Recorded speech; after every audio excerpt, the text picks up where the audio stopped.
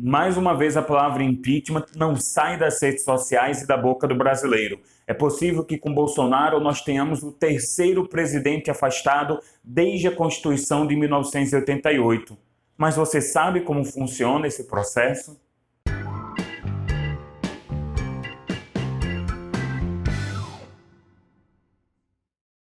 Hoje é 24 de abril de 2020 e eu estou dando essa data porque pode ser que muita coisa aconteça depois disso. E nós tivemos a demissão do agora ex-ministro da Justiça, Sérgio Moro, sim, aquele da Lava Jato, do pacote anticrime. E ao renunciar ao cargo, ele narrou várias condutas do presidente da República, Jair Bolsonaro, que em tese poderiam configurar crimes comuns e crimes de responsabilidade.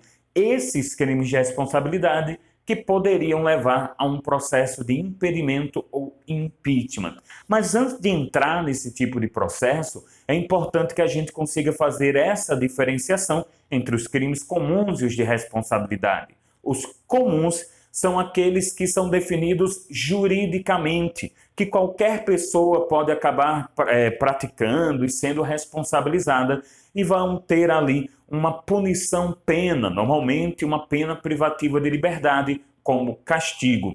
Já os crimes de responsabilidade são crimes de natureza jurídica e política, que só vão ser ali aplicados para alguns atos cometidos por alguns indivíduos, como o presidente da República, o vice e ministros de Estado, e não vão levar a um castigo pena, uma prisão, por exemplo.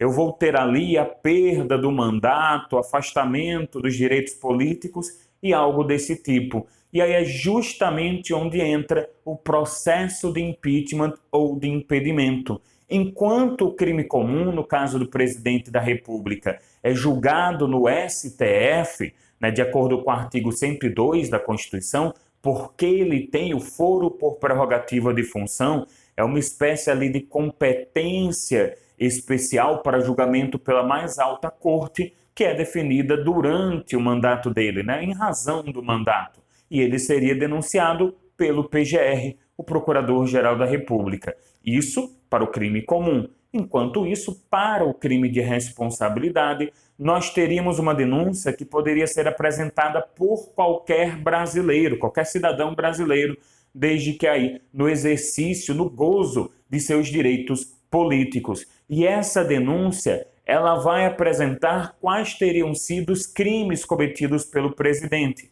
Crimes esses que estão no artigo 85 da Constituição Federal e também na Lei 1079 de 1950, que traz os delitos, os crimes de responsabilidade e também como será o processo de impeachment. Uma vez que a gente ofereça a denúncia, ela vai ser avaliada pelo presidente da Câmara dos Deputados, atualmente o Rodrigo Maia. E ele pode acatar, receber aquela denúncia ou não. E isso não é obrigatório. Ele vai avaliar o momento, avaliar ali se seria um momento político adequado, se há risco de crises sociais, econômicas. Tem até quem diga que, dependendo do caso, isso pode resolver crises sociais ou econômicas. Ele vai verificar também base de apoio para o presidente, o apoio para a denúncia. Tudo isso num juízo político, porque nós temos aqui um processo que é mais político do que jurídico. Caso ele receba a denúncia, isso vai ser passado para uma comissão especial que vai ser formada por 65 deputados com 65 suplentes. E essas cadeiras vão ser ocupadas por representantes de todos os partidos políticos da Câmara dos Deputados, na proporção da representação de cada bancada. Então você vai ter gente do governo e gente da oposição, e isso a depender aí dos partidos e bancadas que são mais fortes ou mais fracos. Para essa comissão especial, nós tivemos, na última vez, no último procedimento da Dilma, a possibilidade de uma defesa prévia do presidente da República. E aí, uma vez que seja oferecida essa defesa prévia, com os trabalhos que nós temos desenvolvidos na comissão, nós vamos ter a feitura de um relatório que será enviado para o plenário da Câmara dos Deputados. E aí, os 513 deputados vão avaliar se autorizam ou não que o processo continue.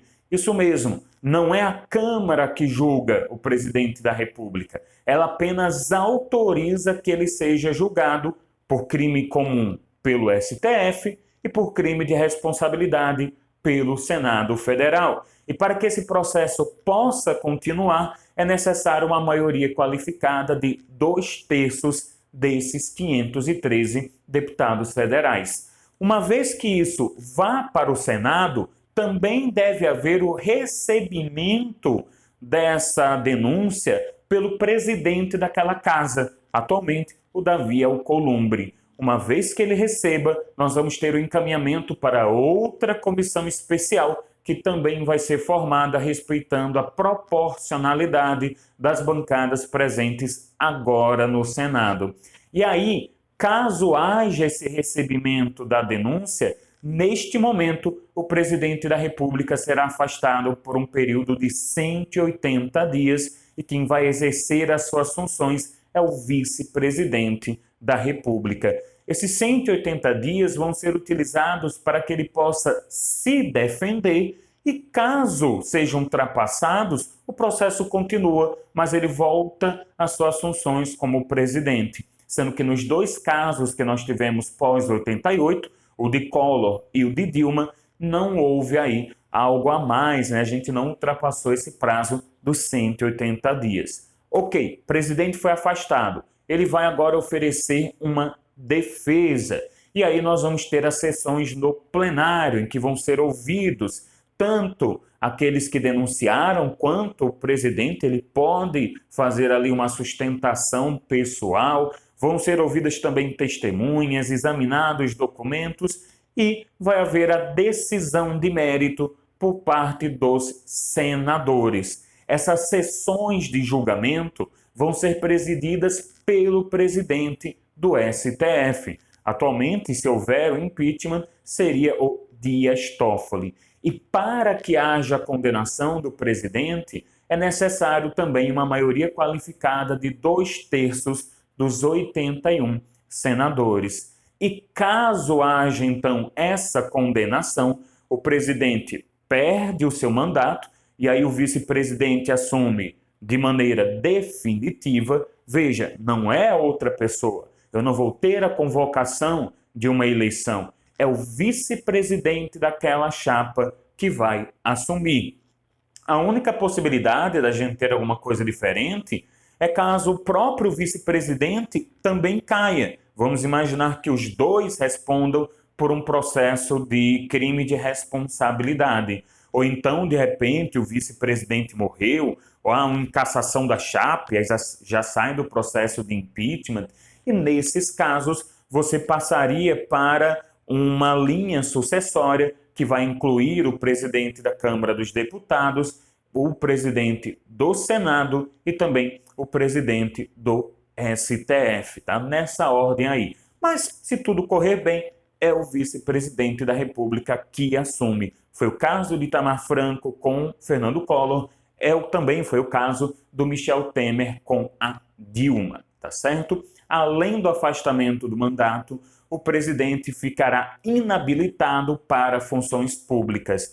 Ele perde os direitos políticos, ele não pode, por exemplo, mais se candidatar, ele também não poderá exercer outros cargos, por exemplo, assumir concurso público ou cargo comissionado. E esse período de inabilitação durará 8 anos. Tanto é que o Fernando Collor atualmente é senador, inclusive já voltou em um processo de impeachment. O cara tem um pouquinho aí de experiência, ele já sofreu o processo e já voltou agora no processo da Dilma. E um detalhe também importante no processo de impeachment é que ele não impede outros tipos de responsabilização. Isso quer dizer que se por acaso o presidente pratica crime de responsabilidade e crime comum, ele será julgado tanto no Senado quanto também no STF, responderá penalmente. De repente, se ele causou danos, ele pode responder também na esfera civil e por aí vai. Existe uma independência dessas esferas do direito na hora de punir.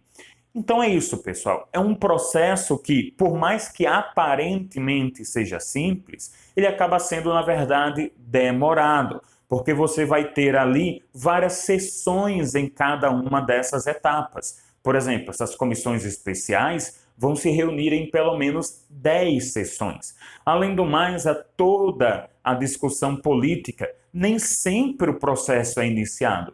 Basta a gente lembrar que nós já tivemos denúncias e aí tentativas de abertura de processo de impeachment contra o FHC, contra o Lula, contra o Temer, e na prática nós só tivemos 2 até agora.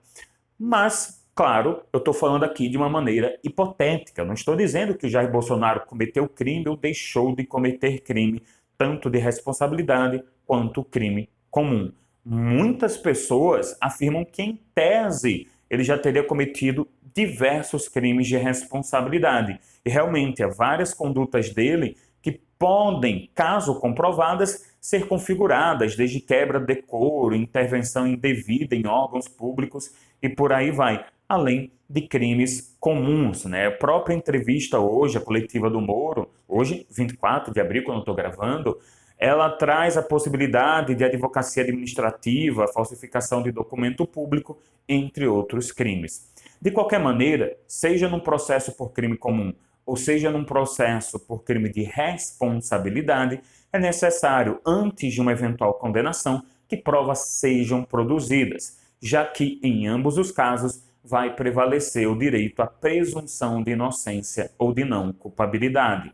E é também necessário que ambos os processos sejam regidos pelo princípio da ampla defesa e o contraditório.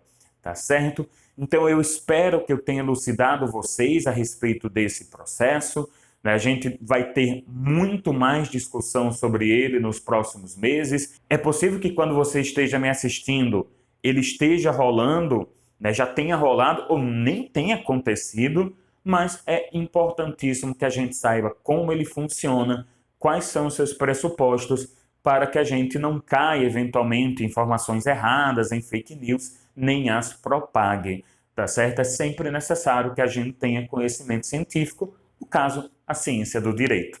E é isso, pessoal. Se você gostou desse vídeo, compartilhe. É muito importante a gente divulgar informação técnica, informação científica. Curta o vídeo. Se você ainda não está inscrito no canal, se inscreva. Não sei por que você está esperando por isso. E a gente se encontra no próximo Direito à Cafeína.